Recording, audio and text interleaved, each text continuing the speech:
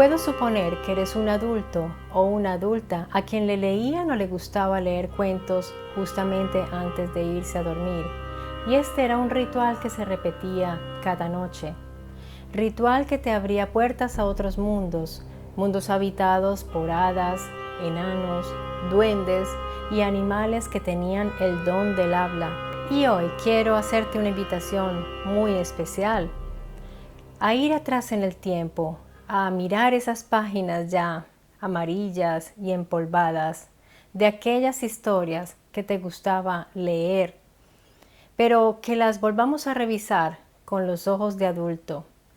Ten en cuenta, de todas maneras, que ese niño que llevas dentro de ti se va a estremecer cuando descubras cuáles son los orígenes de estas historias y cómo eran realmente las historias originales.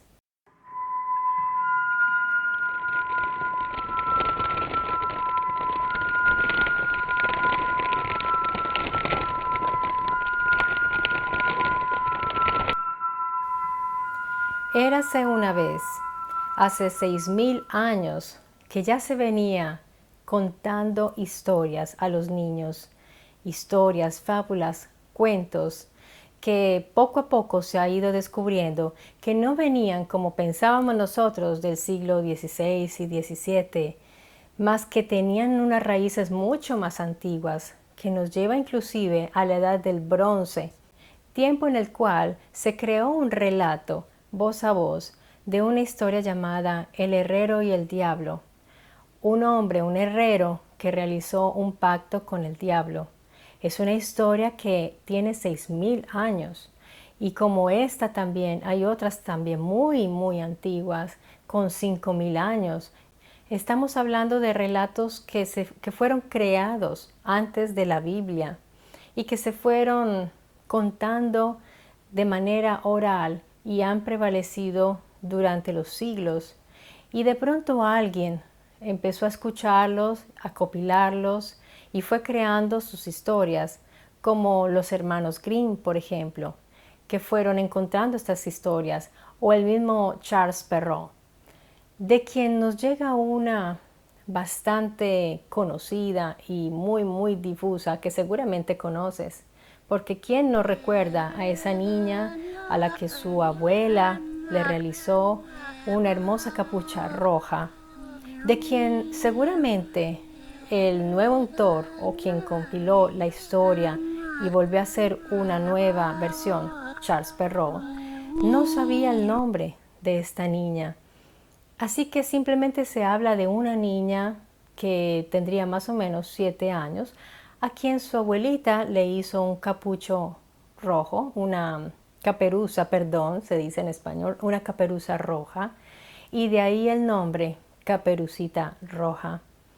Esta pequeña niña vivía con su madre y la madre le encargó una misión que parece muy simple, que es llevarle unos pastelitos a su abuela, que no vivía ahí cerca de ellas, vivía en otro pueblo. Así que esta niña pequeña tendría que atravesar un bosque.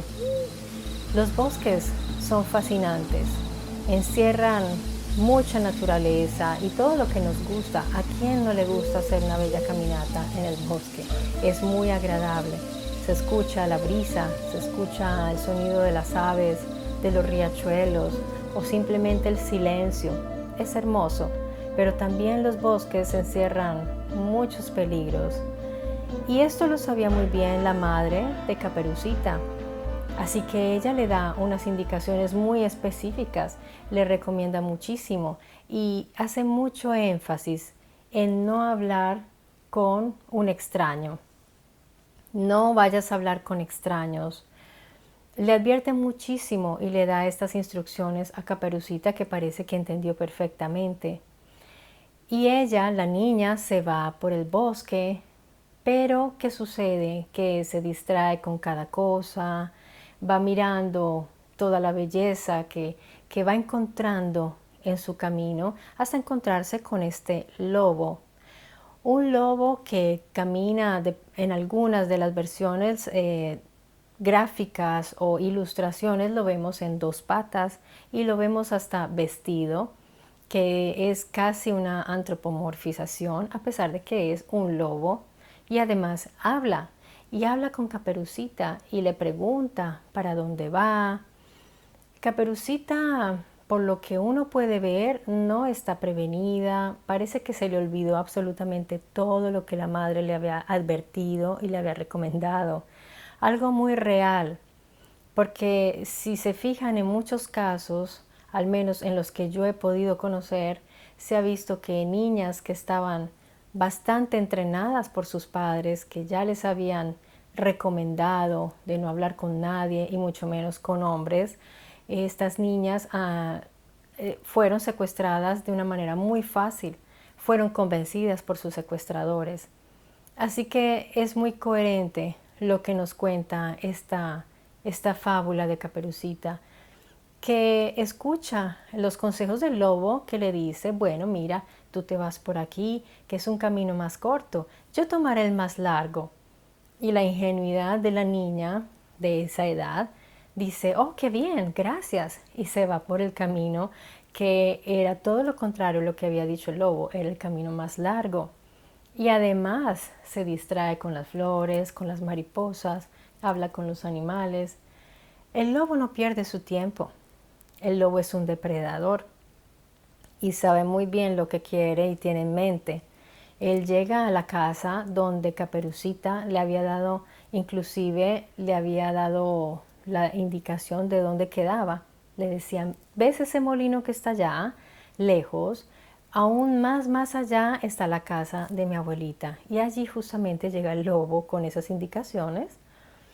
Y la abuela, pobrecita, cuando escucha la voz del lobo que finge la voz de Caperucita, le dice cómo abrir la puerta y él entra.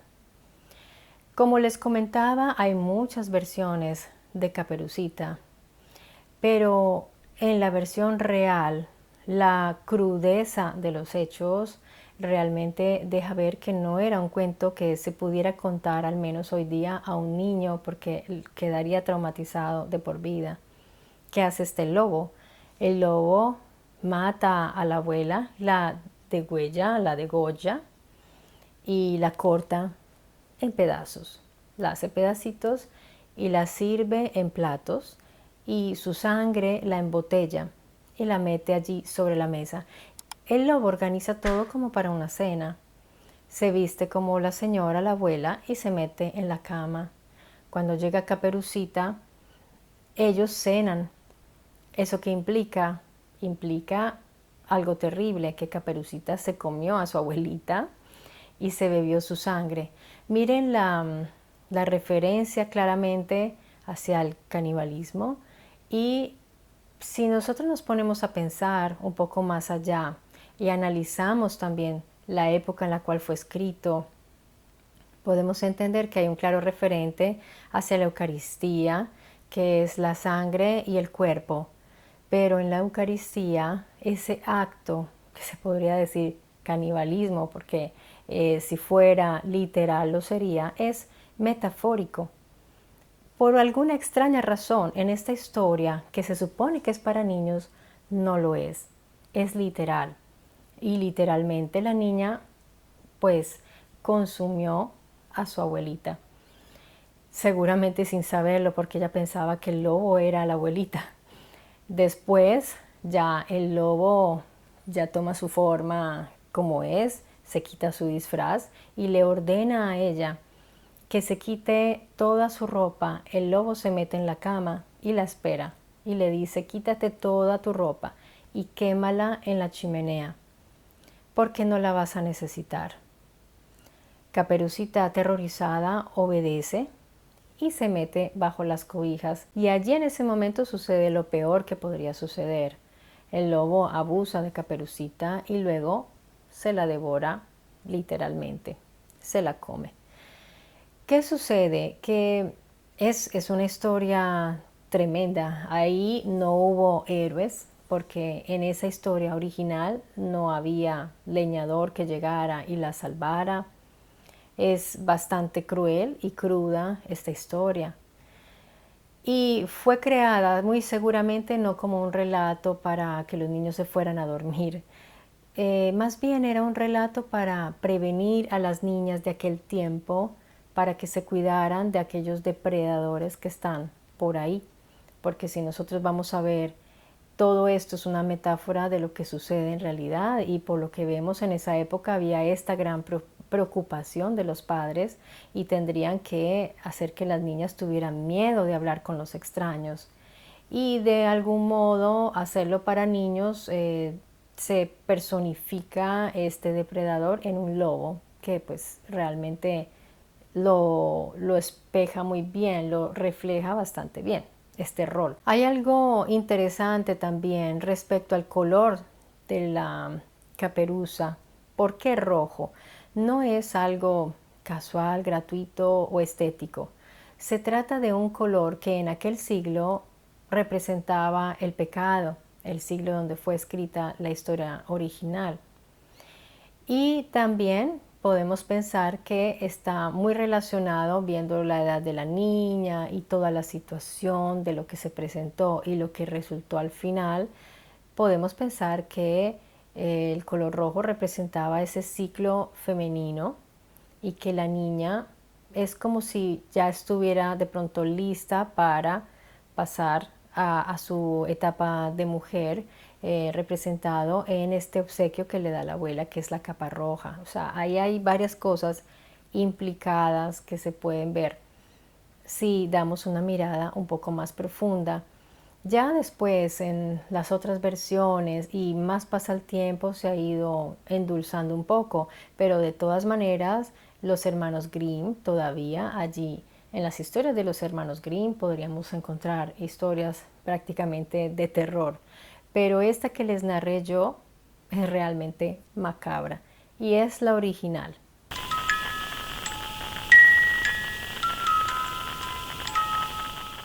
Y ahora vamos a recordar a aquellos niños que tenían una vida miserable, vivían pobremente con sus padres en una cabaña en el bosque. Son nada menos y nada más que Hansel y Gretel, esos dos pequeños que realmente dan mucha lástima, porque si vemos en todas las versiones siempre vamos a sentir tristeza hacia esos niños, pero si hablamos de la versión original es mucho peor que las otras, como siempre, porque en la versión original el villano no es una bruja que vive en una casa de dulces, era un demonio, y este demonio quería desangrar y devorar a los niños. Entonces ellos están en esa situación, los niños están prisioneros, muertos del susto, porque saben qué destino les espera. Y este demonio les presenta un caballete de serrar. Es un instrumento donde tú pones la madera encima para trabajar con la sierra.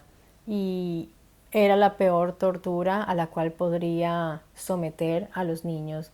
O sea, la mente que creó esta historia elucubró la manera más cruel que podría esperarle a estos niños, la tortura más cruel. Pero los niños eran muy inteligentes también en esta historia original. La niña fingió que no sabía cómo subirse a ese caballete, no tenía ni idea de cómo subirse, de modo que la esposa del demonio, que también era un demonio ella misma, les hace una demostración y les dice cómo podían subirse allí. En ese momento los niños aprovechan la situación y la matan. También de una manera, pues, que uno dice, un par de niños, son situaciones tremendas que uno no leería a un niño pequeño hoy día para que pueda conciliar el sueño, todo lo contrario. Pero si vamos a ver la versión de los hermanos Grimm, en esta también hay crueldad, porque si vemos la situación de esta familia era muy desesperada, y a la madrastra o a la madre de los niños se le ocurre la solución, que es mandarlos al bosque, que se pierdan y así pues quitarse la responsabilidad de tener que alimentarlos. Y el padre lo hace. El padre se deja convencer también, y los niños saben que estos estos dos padres están pensando en hacerles eso. Imagínense pues el dolor de estos niños de saberlo. Así que ellos se previenen como pues el niño toma unas piedras y va dejando el rastro así, y cuando el padre los abandona, pues el niño encuentra el rastro de nuevo y regresa. Ellos inocentemente vuelven a su casa, donde en realidad no los están esperando con los brazos abiertos, como podemos imaginarnos, de modo que el otro día lo intentan de nuevo. Otra vez a estos pobres niños el padre se los lleva, pero el pequeño no tiene tiempo de tomar piedras para lo que había hecho antes. Así que él va a la cocina y toma un pedazo de pan y dice, bueno, yo voy dejando las migajitas por el camino, así que podremos regresar fácilmente. Desafortunadamente, cuando ellos quedan abandonados en el bosque y van a seguir el rastro, pues ustedes saben que el bosque está lleno de animales, esas migajitas ya no estaban y se pierden. Y ahí viene esa escena, pues, increíble, surreal de esta casa que ellos encuentran, una casa hecha de, en algunos, bueno, de todo tipo de dulces, de mazapán, de chocolate, de galletas, de caramelos, según el país donde se encuentren. Imagínense los dulces que tendría esta casa en su construcción. Ellos llegan allí y esta es la versión, como les digo, de los hermanos Grimm. Y ahí pues se encuentran a esta bruja, que también es una situación bastante fea y terrorífica, porque ella lo que planea hacer es comerse a Hansel y lo engorda, lo alimenta para que el niño engorde. Pues imagínense esa situación del niño comiendo y la hermanita le ayuda a la bruja a hacer los menesteres de la casa, la limpieza, y así ella aprovecha un día y comete también un acto pues bastante terrible para un niño, que es empujar a la bruja al horno. Y bueno, son situaciones que no debería envolver niños, ¿no? Es a lo que yo me refiero. Y curiosamente estas son las historias infantiles. Otro de los cuentos que han sido contados por generaciones y generaciones, con muchísimas versiones y dos posibles orígenes de historias reales. O sea que su principal personaje muy probablemente existió, porque dentro de aquella arqueología de los cuentos, por llamarlo de alguna manera, porque hay personas, filólogos, especialistas en lingüística, que están estudiando los orígenes de todos estos cuentos y se han dado cuenta que son muy, muy antiguos, han descubierto que Blancanieves, esa hermosa niña de piel blanca, cabellos oscuros y ojos grandes, sí existió, muy probablemente, porque tienen a dos posibles Blancanieves y ya les voy a contar. En la primera versión de Blancanieves, inclusive el castillo donde vivía esta familia hoy día es un museo, y hay una habitación donde se encuentra un espejo. Y adivinen qué, sí, este espejo es un espejo parlante, pero resulta que era un juguete de aquella época que estaba muy de moda, y son de esos artilugios que se creaban, y no sé cómo es el mecanismo, pero este espejo puede hablar. Muy seguramente que viene de los famosos autómatas que ya se realizaban inclusive en la época de los griegos. Así que es muy interesante. ¿Y quién era la posible Blancanieves de esta, digamos, de esta teoría? Bien, se llamaba María, era la hija del príncipe Philip. Ya les pondré los apellidos y los lugares donde vivían. Y esta muchacha era muy linda, muy hermosa. Resulta que este príncipe, que era el padre de María, se casó por segunda vez, y el famoso espejo se lo regaló a su segunda esposa, quien seguramente hablaba y consultaba el espejo. Y los enanos también existían en esta versión, porque resulta que allí en esa época había unas minas muy pequeñas, unas minas donde solamente podrían entrar personas de muy baja estatura. Y estos enanos, estas personas pequeñas que podían entrar como trabajadores en las minas, se vestían con unos trajes de unos colores muy brillantes y unas capuchas, unos sombreros así largos, tal como nos lo han presentado en las versiones, en las ilustraciones y los cuentos animados que hemos visto del cine, ¿no? ¿Por qué lo hacían? Porque cuando sucedían los accidentes y había derrumbes, ellos se vestían de estos colores brillantes para ser identificados de un modo más fácil.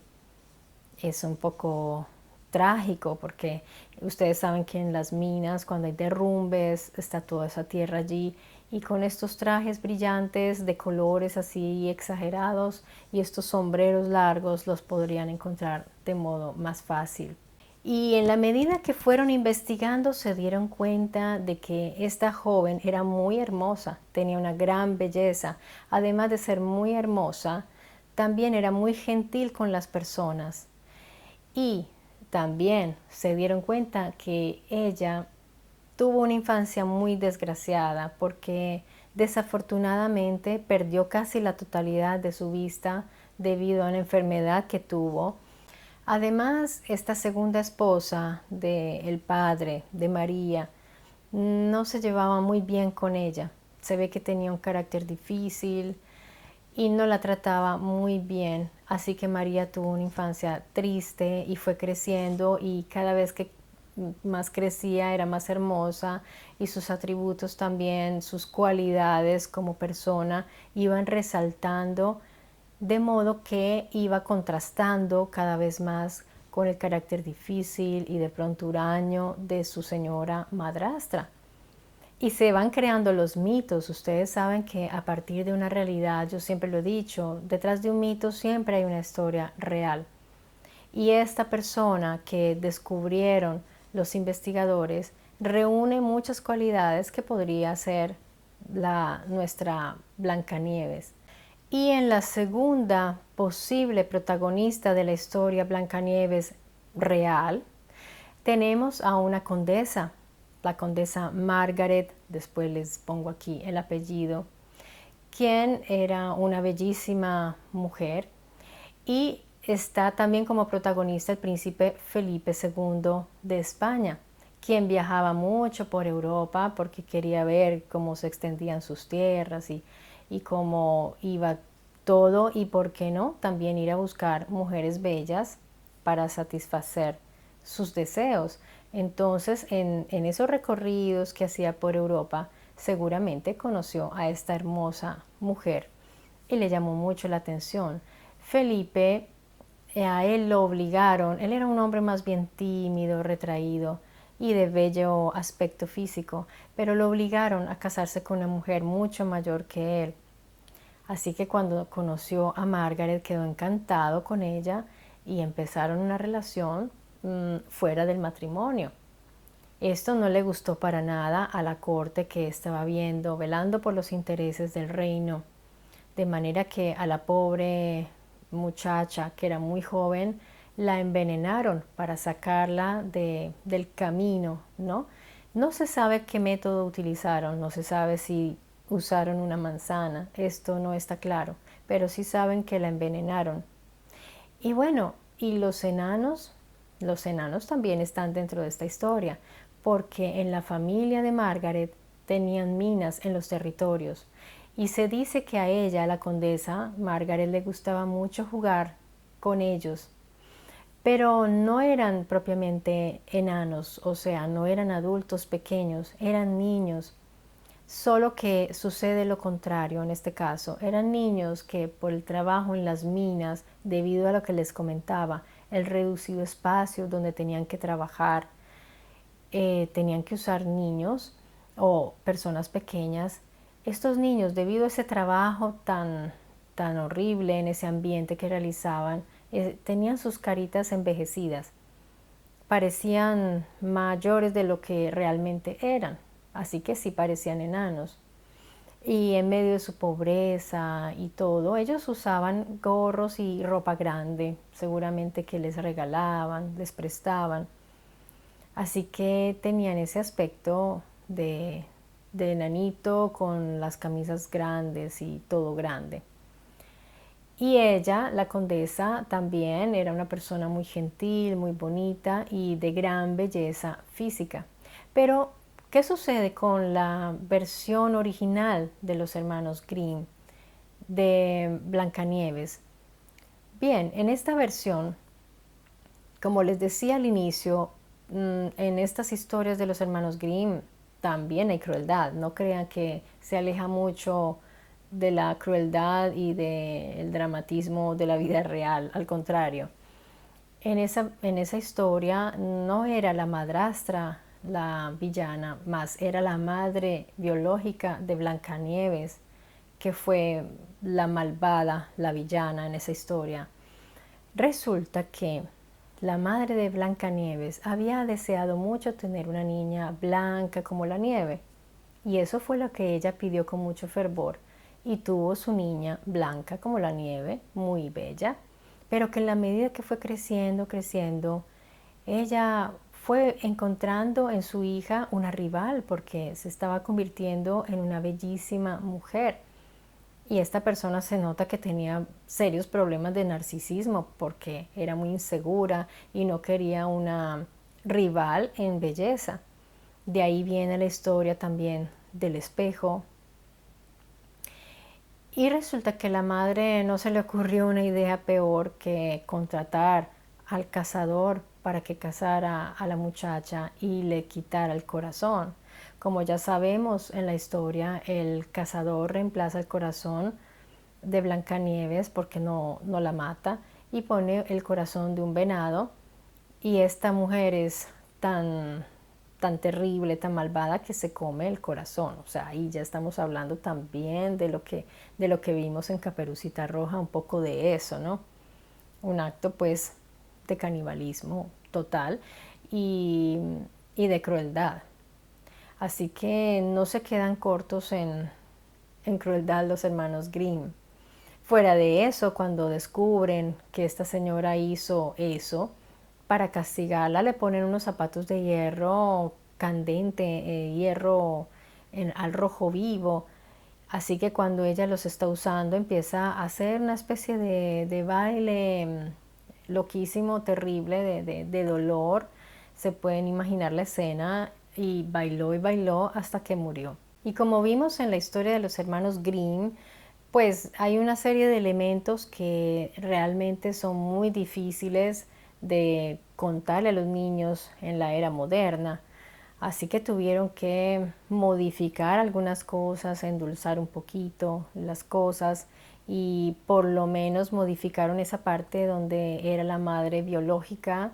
En el cuento original ellos lo ponen como la madrastra. No, ellos mismos pues hicieron el cuento original que era la madre biológica, pero después, a inicios del siglo XIX, ya este tipo de historias ya no se podían contar porque era un escándalo que una madre le hiciera eso a su hija.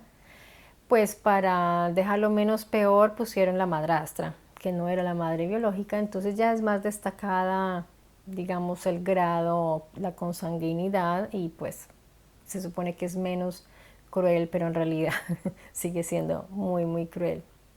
Y a todos nos gustan las historias, nacimos para ellas. Nos ayuda a sentirnos unidos unos con otros y a encontrarnos en nuestras diferencias.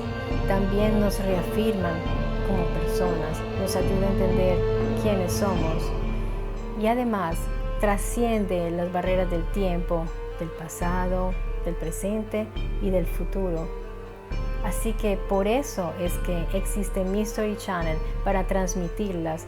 Y no se olviden que aquí cada semana tenemos una cita con estas historias y con muchos misterios.